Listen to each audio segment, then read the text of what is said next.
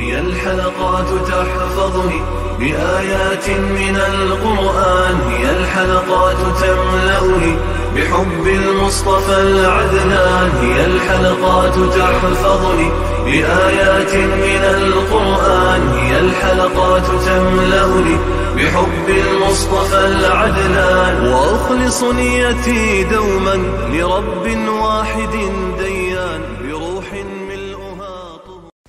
Sure Şems tefsiri 1. ayetten başlayıp okuyumuz inşallah. Bismillah, elhamdülillah ve salatu ve selamu ala Resulillah. Esselamu aleyküm ve rahmetullahi ve berekatuhu. Tüvende diktanlağa İbn Kathir rahimahullah'ın Kur'an-ı Kerim tefsiri Uygurca tercümesi Şems suresi 1. ayetinden başlayıp okuyumuz inşallah. Euzu billahi mineşşeytanirracim. Sure Şems Mekke'de nazil bolgan 15 ayet. Sure Şems bilen Sure Duhanın Ayşa namazda okildiganligi to'g'risida. Yuqoridagi ayetlarning tefsirida biz İmam Buxoriy ve Müslim'nin Cabir radıyallahu anhu'dan Peygamber aleyhisselam'ның Muad radıyallahu anhu'ga sen Ayşa namazda A'la, Şems, Leyl surelerini okusan bo'lmamti deganligini bayon qilib o'tgan edik. Bismillahirrahmanirrahim. Nihayet şefkatlik ve mehribon Allah'ın ismi bilen başlayman. Quyosh ve onun nuru bilen qasamki, Quyoshga ergashgan chog'dagi oy bilen qasamki, Quyoshni oshkora qilgan kunduz bilen qasamki, Quyoshni yoshirgan chog'dagi kechi bilen qasamki, osmon bilen ve onu bina qilgan zot bilen qasamki, zamin bilen ve onu bina qilgan zot bilen qasamki, ruh bilen ve onu chiroyli qilib yaratgan, uningga yaxshi yomonlikni bildirgan zot bilen qasamki, ruhni pok qilgan odam cho'qim murodiga yetadi. Nafsini kufri ve fisq fujur bilen kamsitgan odam cho'qim noumid bo'ladi. Alloh taolaning o'zining mahluqotlari bilan o'zini taat bilan poklaganlarning cho'qim nijot topadiganligiga,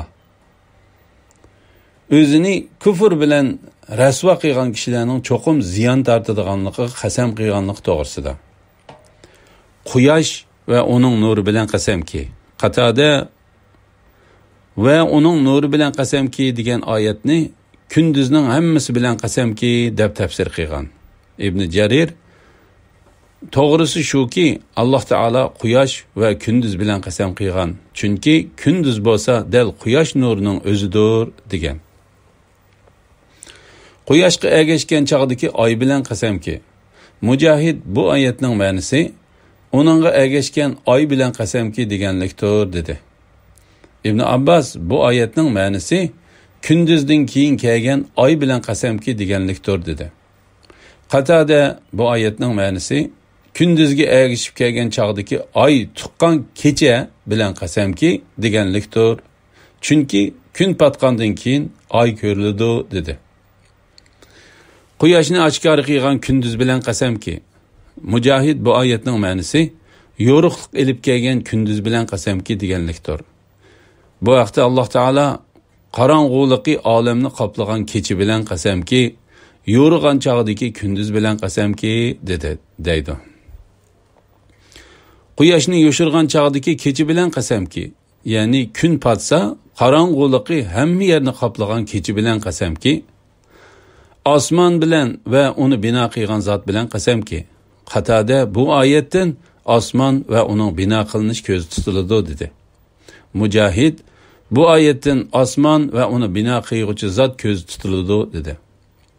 Bu ayetning bu ikki xil ma'noni berish ehtimolligi bordir. Chunki bina qilish degan ustiga ko'tarish degan ma'nodir. Bu ayetning mazmuni Alloh taolaning tuvandagi oyatlarining mazmuniga o'xshaydi. Osmonni qudrat bilan barpo qildik. Ya'ni osmonni kuch-quvvatimiz bilan ko'tardik.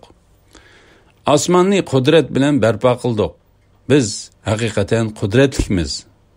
Zaminni yaydik. Biz nima degan yaxshi yayg'uchimiz? Shuningdek, Alloh taolo bu yerda mundaq dedi: Zimin bilan va uni bino qilgan zot bilan qasamki, Mujahid bu oyatning ma'nosi zimin bilan va uni yoygan zot bilan qasamki deganlikdir dedi. Avfi ibn Abbosning bu oyatning ma'nosi zimin bilan va uningda mahluqotlarni yaratgan zot bilan qasamki deganligini rivoyat qildi. Ali ibn Abu Talha ibn Abbosning bu oyatning ma'nosi zimin bilan va uni bo'lgan zot bilan qasamki deganligini rivoyat qildi. Mujahid, Qatada, Zahhak, Suddi, Thavri, Abu Solih ibn Zayd qatorliqlar bu oyatning ma'nosi zimin bilan va uni yoygan zot bilan qasamki deganlikdir dedi.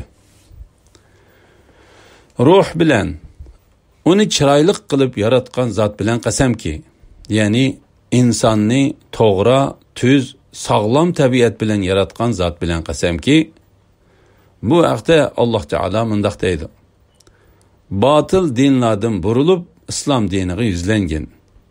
Allohning diniga ergashganki, Alloh insonlarni shu din bilan yaratgan.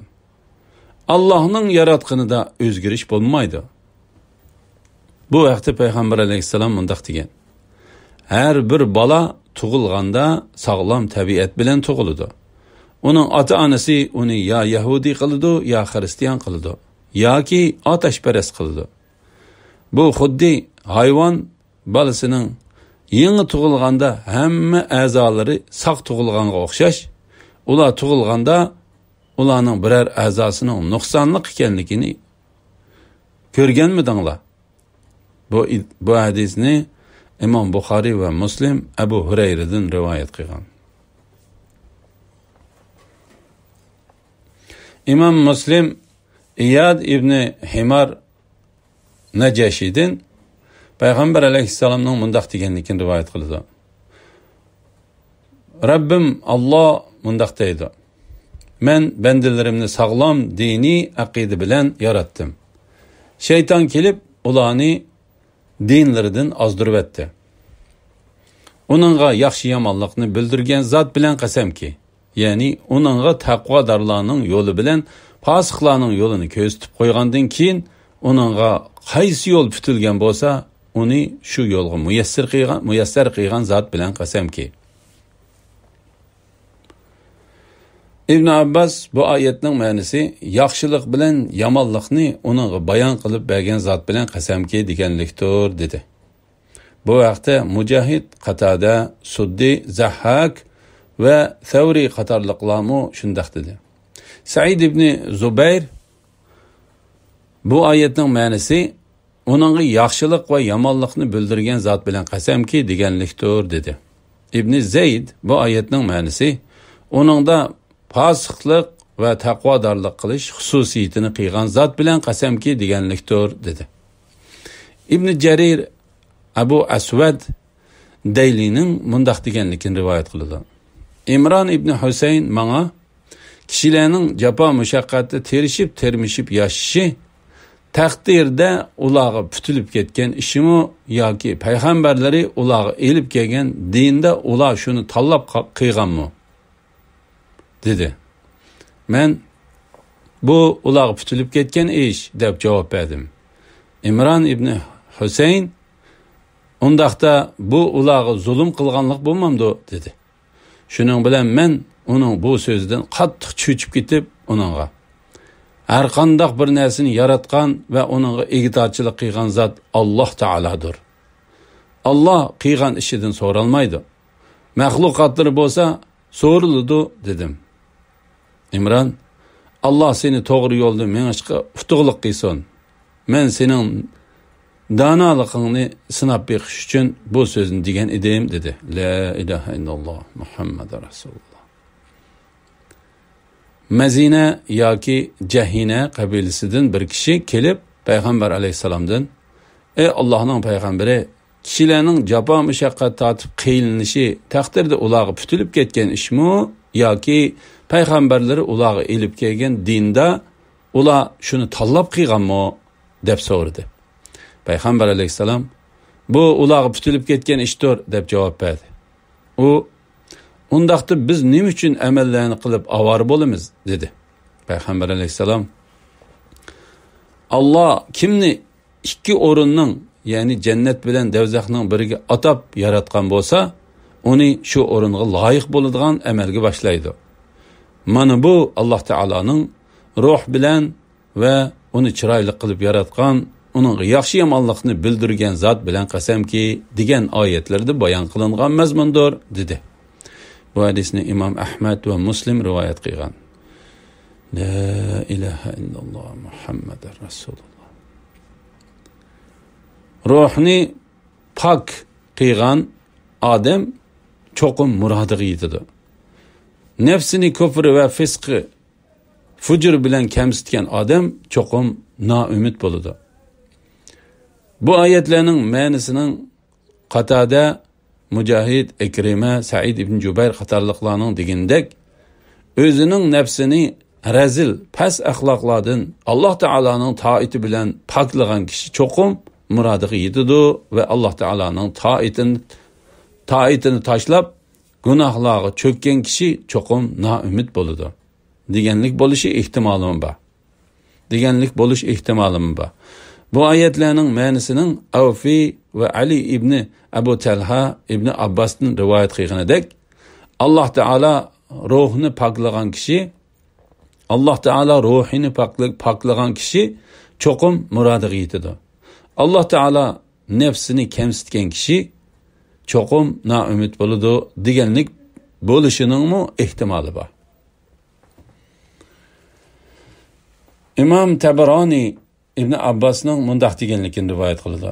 Payg'ambar alayhisalom har qitim ruh bilan va uni chiroyli qilib yaratgan, uning yaxshi yomonligini bildirgan zot bilan qasamki degan oyatlarni o'qiganda to'xtab, ey Alloh, nafsimga taqvodorlikni bergin. Sen uning egisisan. Sen uni eng yaxshi poklig'idirsan deydi. Imom Ahmad Zayd ibn Arqamning mundaq deganligini rivoyat qildi. Payg'ambar alayhisalom: "Ey Alloh, men sana sig'inib ojizlikdan, g'urunlikdan, qiyrilikdan, qo'rqinchoqlikdan, bexillikdan va qabr azobidan. Ey Alloh, nafsimga taqvolikni bergin. Uni poklig'in. Sen uni eng yaxshi poklig'isan. Sen uning egisidirsan. Ey Alloh, men sana sig'inib, sendan qo'rqmaydigan qalbdan, to'ymas nafsidan, foydasiz ilmdan va ijobat qilinmaydigan duodan panoh tilayman" deydi va bu duoni bizga o'rgatdi. Buni bizmi sizlarga o'rgatamiz. Bu hadisni Imom Muslim rivoyat qilgan. La ilaha illalloh Muhammadur Rasululloh. Samud haddidan oshganlik uchun payg'ambarni inkor qildi. Ayni zamonda Samudning eng badbaxt odami mo'jiza bo'lib kelgan to'gini o'ltirishga oldirdi. Ularga Allohning payg'ambari, ya'ni Solih alayhissalom, Allohning to'gisiga chiqilmanglar, uni suv ichishdan to'smanglar dedi. Ular payg'ambarni, ya'ni Solih alayhissalomni yolg'onchi qildi. To'gini o'ldirdi. Gunohi tufaylidan Alloh ularni talto'kis halok qildi. Umumyuzlik halok qildi. Alloh uning, ya'ni ularni halok qilganlikning oqibatidan qo'rqmaydi. Samud qavmining payg'ambariga ishonmaganligi va ularning halok qilinganligi to'g'risida. Samud haddidan oshganlik uchun payg'ambarni inkor qildi. Mujahid, Qatada va boshqalar bu oyatning ma'nosi haqida Samud qavmi haddidan bak eshib ketganlik uchun o'zlariga avatilgan payg'ambarni inkor qildi dedi. Ondan bu qavmning yuqorqidagi qilmishlari ularning payg'ambar ilib kelgan hidoyatga va haqiqatga dillaridan ishonmaslikni keltirib chiqargan. Ayni zamonda Samudning eng badbaxt odami mo'jiza bo'lib kelgan to'gini o'ltirishga oldirdi. Ya'ni Samud qavmining eng badbaxt odam bo'lgan Qadar ibn Sabit degan kofir yugurib qopib to'gini bo'g'izlamoqchi bo'ldi. Bu vaqtda Alloh taolo mundaq dedi: ular birodarini to'gini o'ltirishga chaqirdi. U qilichini elib to'gini bo'g'izladi. U Samud qavmi ichida nasabi eng esil bo'lgan, hamma kishi uningga bo'ysunadigan katta bosh edi. Imom Ahmad Abdullah ibn Zam'aning mundaq deganligini rivoyat qiladi. Payg'ambar alayhisalom xutba so'zlab xutbasida to'ga va to'gini o'ltirgan kishi to'g'risida to'xtalib, Alloh taolaning ayni zamonda Samudning eng badbaxt odami mo'jiza bo'lib kelgan to'gini o'ltirishga oldirdi degan oyatida tilga ilingan kishi Abu Zam'adak o'z qabilasida obro'li, kuchli bir kishi to'gini bo'g'izlashga otlandi dedi. Bu hadisni Imom Buxoriy, Muslim, Tirmiziy va Nasa'iy qatorliqlar rivoyat qilgan. Salih alayhissalomning to'gisining qissasi to'g'risida ularga Allohning payg'ambari, ya'ni Salih alayhissalom Allohning to'gisiga chiqilmanglar, uni suv ichishdan to'smanglar dedi. Ya'ni Salih alayhissalom ularga Allohning to'gisiga ziyon yetkazishdan saqlaninglar va uning suyini ichib olmanglar. Chunki bu to'ga suvdan bir kun ichidi, sizlarmu muayyan bir kun ichsizlar dedi. Ular payg'ambarni, ya'ni Salih alayhissalomni yolg'onchi qildi, to'gini o'ltirdi. Ya'ni ular payg'ambari elib kelgan haqiqatga ishonmadi va uningga ulabla Alloh taolaning Salih alayhissalomga mo'jiz qilib qo'ram toshdan chiqarib bergan to'gini bo'g'izlashdi. La ilaha illalloh. Gunohi tufaylidan Alloh ularni tal-to'kis halok qildi. Ya'ni Alloh taolo ular g'azablanib, ulardan bir odamni qoldirmay halok qilib etdi. Umumiyuzlik halok qildi. Ya'ni azobni ularning hammasiga birdek tushirdi. Qatada bizga yetib kelgan xabarlarga qaraganda, to'gini o'ltirmoqchi bo'lgan bu kishining qilmishiga shu qavmidagi cho'ng kichik ayollarning qo'shilganligi va bu suiqasdga qatnashganligi uchun ularning bu qilmishi qarata Alloh ularni hammasini halok qilib etgan dedi. Alloh uning, ya'ni ularni halok qilganlikning oqibatidan qo'rqmaydi. Ibn Abbas bu oyatning ma'nosi Alloh taolo ularni halok qilib etgan qilmishining oqibatidan qo'rqib qolmaydi deganlikdir dedi. Bu vaqtda Mujahid, Hasan, Bakr ibn Abdullah Muzani va boshqalarmi shundaq dedi. Alhamdulillah, Alloh taologa shukrlar bo'lsin. Shuning bilan sura Shamsning tafsiri tugadi. Kelar qitimda sura Layl tafsiri 1-oyatidan boshlab o'qiymiz inshaalloh. Sallallohu ala Muhammad va ala alihi va sahbihi ajma'in. Assalomu alaykum va rahmatullohi va barakatuh.